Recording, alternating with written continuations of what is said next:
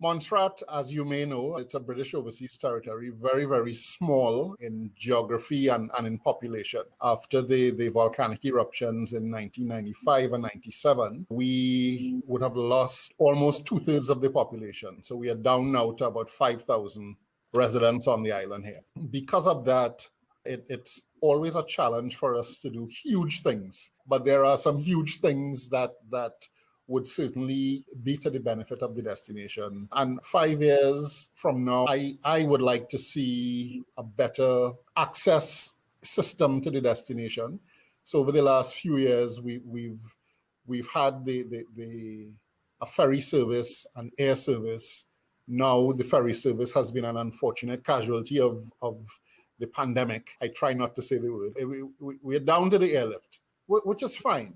But considering the fact that the aircraft that service the destination, just 9 seats, it means that to bring any large group of people or large groups of people will take a long time to do so. We have our international hub is Antigua, so we don't have an international airport. But it means that should anything happen with Antigua, there is that knock-on that we will experience here in Montserrat. So right now, the government is trying to attract airlift from different regional destinations, but with larger aircraft. We can take up to a 19-seater aircraft.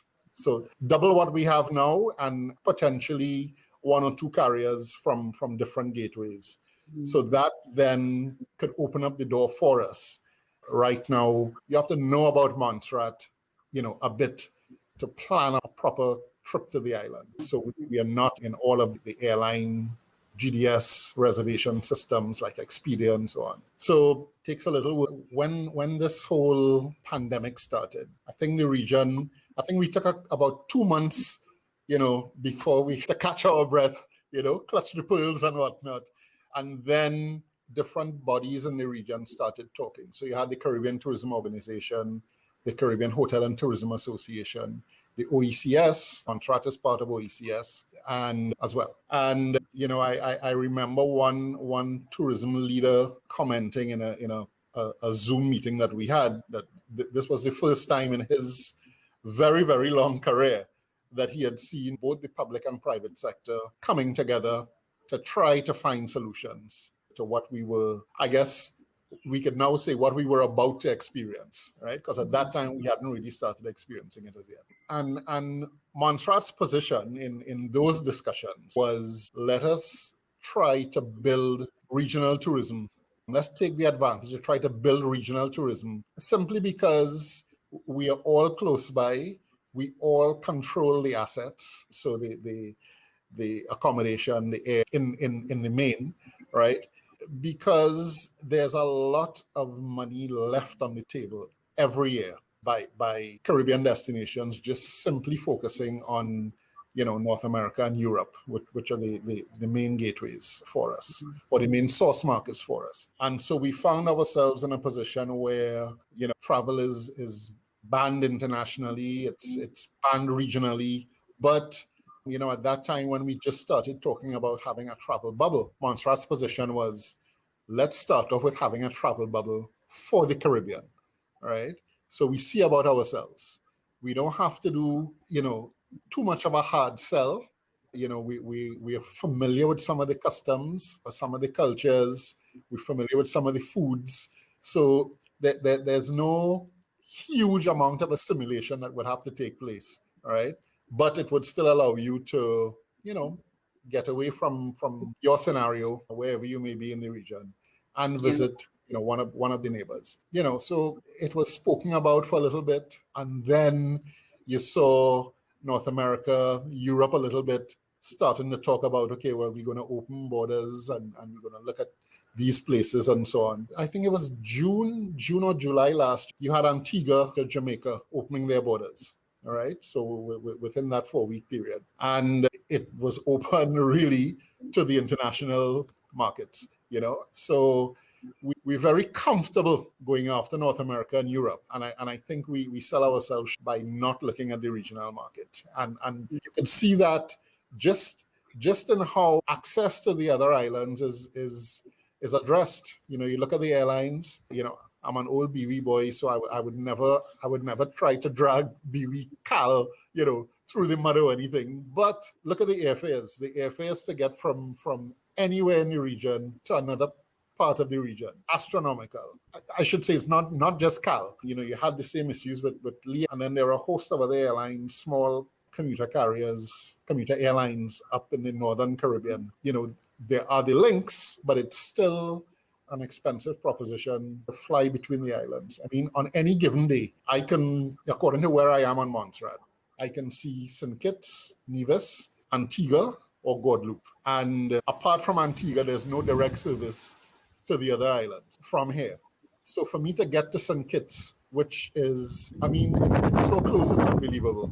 I have to go to Antigua, spend how many hours in the airport in Antigua, and then go over to St. Kitts. And then, of course, pay, something that should cost a couple $100. You're talking about what I would call a big people vacation. It's really a turnoff, I think, for the Caribbean consumer. Unfortunately, there's a lot of lip service that's paid to this topic. I've spent years, on the Caribbean Tourism Organization, and this is always an agenda item for every meeting. I know the cost of travel is not easy. It's not small to operate a flight from point A to point B, but there must be ways of making it accessible. So sometimes it's taking you 8, 9, 10 hours to get to somewhere that's less than an hour. If you're just looking at the economic side, then I interpret that as a mindset. Okay. I don't want to make it easy for the consumer. I'll try to make it economical. I want to cover my costs, but if the consumer wants to get from here to there, then he'll have to go all here to get back to here. I don't know. There have been so many studies by so many bright people in the region. I know the last few studies were done by the CDB, Caribbean Development Bank. So the data is there, the information is there. I think people just need to get around the table and try to bring it into their strategies. Most of the Caribbean destinations right now are really taking a good, close and hard look at sustainable development, and that needs to continue. We find ourselves, and I hope I don't put my foot in my mouth, but we find ourselves in a situation now where I think the Caribbean has the upper hand the upper hand in the cruise sector. Yeah. All right. Cruise has its benefits, yes, but I would challenge you to stand up in the I'm forgetting the name of the key at the port in Antigua. When there are these 6 behemoths in the harbor, and just try to imagine the impact that could have on that local small community. All right. And there are a few other destinations that attract that type of cruise business. The cruise lines have for a long time been able to sort of dictate the pace. Okay, you do this, otherwise this might happen. You might have a challenge in attracting new cruises, that sort of thing. And I think now there's a real opportunity for the region to sort of sit back and say, okay, this is what we want. This is how we're going to run the cruise industry going forward. And, if you want to flex your muscles and pull your ships from what is still the world's favorite cruise destination, i.e. the Caribbean, then fine. But, I think going forward, that's one of the areas that the region can sort of stand up and be counted. For the last 20-something years, you would have had destinations paying airlines to fly to the country. All right. That I know that happens. I know that happens where you are. I was a part of that in the past, but, ask yourself the question. I'm just looking at Trinidad and Tobago. Ask yourself the question, why doesn't Trinidad pay airlines to fly to Trinidad, but Tobago has to? All right. Yeah. If it's a good deal, for your customers, then, we'll work together, we'll market the service, but but don't try to hold me to ransom. Some of the marketing things don't work and we don't get the aircraft full all the time. Always that's always a little issue that I had, but really had to I guess live with. We don't have that issue here because we just have the two small airlines. We don't have the international carriers coming in. Okay. Although there is a level of subsidy to make it more viable, particularly in these times. But back to your original question, what could we do? I think there's an opportunity now for folks to just sort of sit back and realize who has more bargaining power at this point in time, and use it to our advantage. Certainly, one of the things coming out of the life and the pandemic, bringing it back to Montserrat scenario now. I started off by saying that we're a small destination, small population, very tiny budget, right? Because of all of the other issues. So it would always have been difficult for us to be in the same space as some of our regional colleagues.